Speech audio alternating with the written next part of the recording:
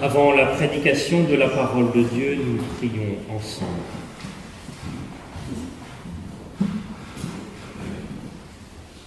Père éternel, au moment d'entendre ce que tu veux dire à nos cœurs, nous prions comme les disciples que tu nous augmentes la foi. D'abord pour croire qu'au travers de ton écriture et de la prédication de ta parole, tu parles encore aujourd'hui. Et pour croire aussi toutes les promesses qui y sont contenues pour chacun d'entre nous. Accorde-nous pour cela ton Saint-Esprit, qu'il anime en nous une foi nouvelle, pleine de douceur et de ta charité, afin que nous puissions saisir ta vérité, Jésus-Christ pour nous. Amen.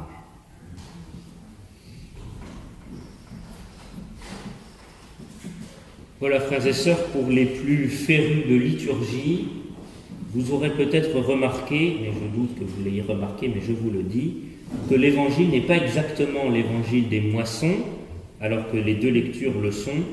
Je me suis un peu trompé, mais ce n'est pas très grave, puisque nous avons dans l'évangile cette question, le Fils de l'homme, quand il reviendra sur la terre, trouvera-t-il la foi?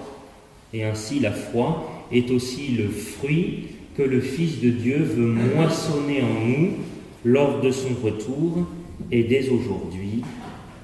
Et donc comme ça, nous pouvons fêter ce dimanche des récoltes en pensant aussi à notre foi. D'abord, une première chose qu'il est toujours agréable de noter et particulièrement encourageant, c'est que lorsque vous vous en tenez simplement peut-être à ce qu'on connaît de la tradition de l'Église ou à ce que l'on peut voir dans les églises et cathédrales de notre pays, vous avez peut-être l'impression que les apôtres sont de saints hommes qui n'ont jamais douté, qui ont fait toujours ce qu'il fallait. Oh, on accorde bien qu'avant la résurrection, certains se sont un petit peu égarés. On pense au reniement de Pierre, sur lequel je reviendrai, mais après la résurrection, on a tendance à avoir quelque chose de l'ordre d'une légende dorée, en tout cas dans la façon dont l'Église en a parlé assez communément. Et voilà que lorsque nous ouvrons l'Évangile et que nous en tenons à la seule parole de Dieu, nous avons tout de même un autre son de cloche, puisque nous découvrons ces apôtres dire au Seigneur « Augmente-nous la foi ».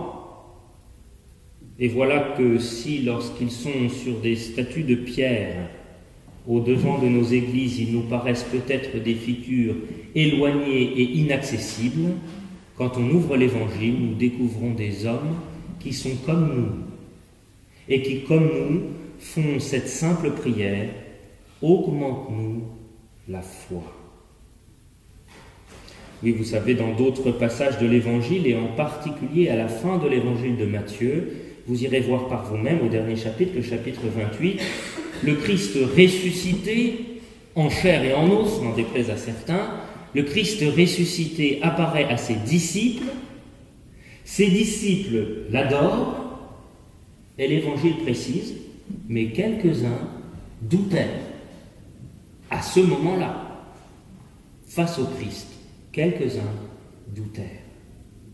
Oui, les disciples du Christ ne sont pas des surhommes, ce ne sont pas des hommes invincibles, ce sont des personnes qui, comme nous, dépendent complètement de Dieu pour cheminer par la foi au jour le jour et qui, jour après jour, devaient faire cette prière « Seigneur, augmente-nous la foi.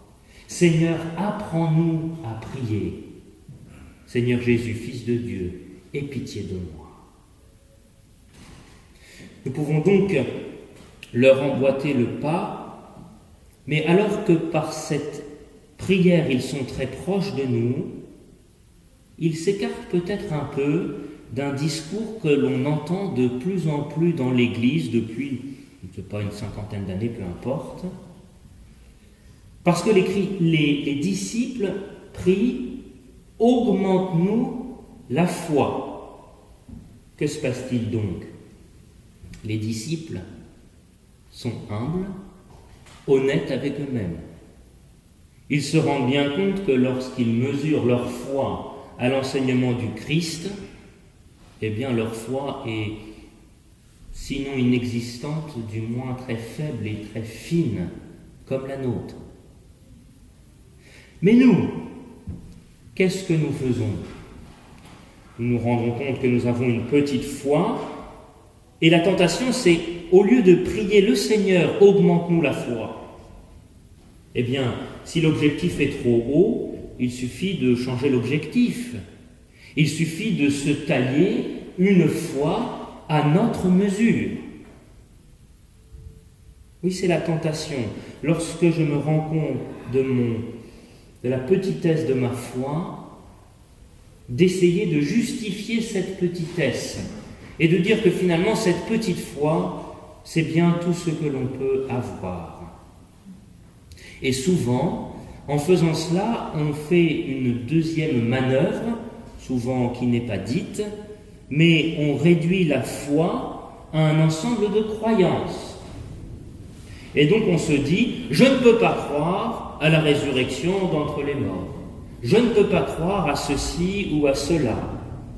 Et donc, j'adapte les croyances à mon peu de foi. Il y a là une difficulté parce que la foi n'est pas d'abord une question de croyance et de représentation. Ce que trop souvent nous avons cru, ce que trop souvent nous entendons, alors même que je vous rappelle que Luther, dans une de ses premières choses qu'il a apportées dans l'Église, a bien rappelé que la foi vient d'un mot qui signifie confiance et que c'est d'abord dans la relation de confiance à Dieu que la foi donne son essence avant de se donner dans un ensemble de croyances ou d'articles de foi, même si ceux-ci sont nécessaires parce qu'elles nous permettent de nourrir cette foi. Pourquoi donc réviser toutes nos croyances pour un peu les rabaisser? Parce que vous avez remarqué que lorsqu'on dit « je ne peux pas croire à ceci, je ne peux pas croire à cela », vous finissez, excusez-moi de le dire, par avoir un Jésus qui n'est qu'un homme venu pour nous dire d'être gentil. Peut-être que nous aurions pu le deviner seuls. D'autant plus que si nous réduisons le problème de la foi à ce qu'un philosophe, Paul Ricoeur, appelait le croyable disponible. Paul Ricoeur avait analysé ça et il avait remarqué que à chaque époque, en fonction de la culture, du temps, de l'organisation sociale, il y a tout un croyable disponible et puis d'autres choses qui ne sont pas croyables. Et souvent on réagit comme ça. On dit, bon, ça nous ne pouvons plus y croire. Pensez-vous aujourd'hui comment croire que? Alors on va exprimer les choses dans quelque chose de croyant. Pourquoi pas à la marge? Mais il y a quand même un problème. C'est que la croix n'a jamais fait partie du croyable disponible des hommes, quelle que soit l'époque. Lorsque l'on lit Saint Paul, il nous dit que la croix est à la fois un scandale pour les Juifs et une folie pour les Grecs. La croix n'entre pas dans le croyable disponible. Et donc si on cesse de prendre les articles de foi ou les représentations qui sont à la marge de ce que nous croyons, si nous en prenons le cœur et que nous constatons avec honnêteté que la croix et la résurrection n'ont jamais fait partie du croyable disponible des hommes, nous découvrons une première chose: la foi n'est pas produite par un surcroît de volonté ou par un surcroît d'intelligence ou par une activité que nous susciterons en nous-mêmes. Il n'y a pas de continuité entre ce que je peux croire et concevoir par moi-même et la foi que Dieu me donne. La foi, c'est Dieu qui la donne, et c'est pour ça que les disciples font cette prière: augmente-nous la foi. D'ailleurs, vous pouvez très bien faire cette expérience, dépenser toute la matière grise que vous voulez sur le problème philosophique de l'existence de Dieu. Pour ma part, je suis un peu jugé parti, mais pour ma part, je pense qu'il est possible d'établir l'existence de Dieu d'une façon philosophique. Peut-être pas comme une démonstration mathématique, mais dire que la raison nous pousse suffisamment à croire cela. Et j'ai tout un tas de collègues philosophes qui diraient le contraire, et c'est très bien. Mais même si vous arrivez là, vous pourrez constater combien la croyance en un Dieu créateur et unique est encore à une distance infinie du geste qui consiste dans la Bible pour l'homme à se confier complètement en Dieu. La foi n'est pas qu'une représentation, ce n'est pas qu'un article, c'est un geste de confiance. Nous ne pouvons pas, par nous-mêmes, nous confier en Dieu et rester dans cette dépendance radicale. C'est ici que le bât blesse. Pas au niveau des représentations, pas d'abord au niveau des articles, mais d'abord dans la capacité que nous n'avons plus, nous pécheurs, à nous confier en Dieu complètement et entièrement. Oui, même lorsque nous envisageons la confiance, nous l'envisageons encore comme une activité. Vous savez, si aujourd'hui vous prenez un coach par exemple, si ChatGPT n'a pas remplacé ça déjà, le coach va vous dire au bout d'un moment qu'il faut lâcher prise. Et c'est vrai que dans tout un tas de situations, il faut lâcher prise. Et on nous apprend à lâcher prise. Même le lâcher prise pour nous est acquis grâce à une technique, grâce à quelque chose que je vais susciter. Je vais me mettre dans une disposition pour lâcher prise. Et encore une fois, dans tout un tas de situations, c'est tout à fait nécessaire. Mais la foi n'est pas encore ça. La foi réside dans une passivité complète, dans une réception, parce que la foi a à voir avec quelque chose de l'ordre de l'élection. Ce n'est pas nous qui choisissons Dieu, c'est Dieu qui nous choisit. Oh, je sais, en théologie, cela crée tout un tas de problèmes. Et peut-être qu'au lieu de sauter tout de suite chez nos amis calvinistes et la double prédestination, nous pouvons tout simplement nous souvenir que le langage de l'élection est d'abord le langage de l'amour. Deux amoureux, deux amants qui se choisissent vont employer le langage de l'élection. Et d'ailleurs, dans l'amour, on sent bien que quelque chose nous arrive. Augmente-nous la foi. Cela n'est pas, comme nous l'avons dit, une question de représentation. Alors pourquoi est-ce que les disciples vont faire cette prière? Le contexte ici nous éclaire sur cette dynamique de dépendance radicale à l'égard du Seigneur. Si nous lisons simplement après, si vous aviez de la foi comme un grain de sénévé, vous diriez à ce sycomore, déracine-toi et plante-toi dans la mer, et il vous obéirait. Et vous connaissez peut-être ce que ce verset a donné dans certains milieux chrétiens, plutôt charismatiques ou pentecôtistes. On va vous enseigner que la foi est une espèce de puissance, qu'il faut gonfler votre imaginaire, entrer, comme disait un pasteur coréen, dans la 4e dimension. Ce n'est pas tout à fait une blague, le livre a été vendu à des millions d'exemplaires.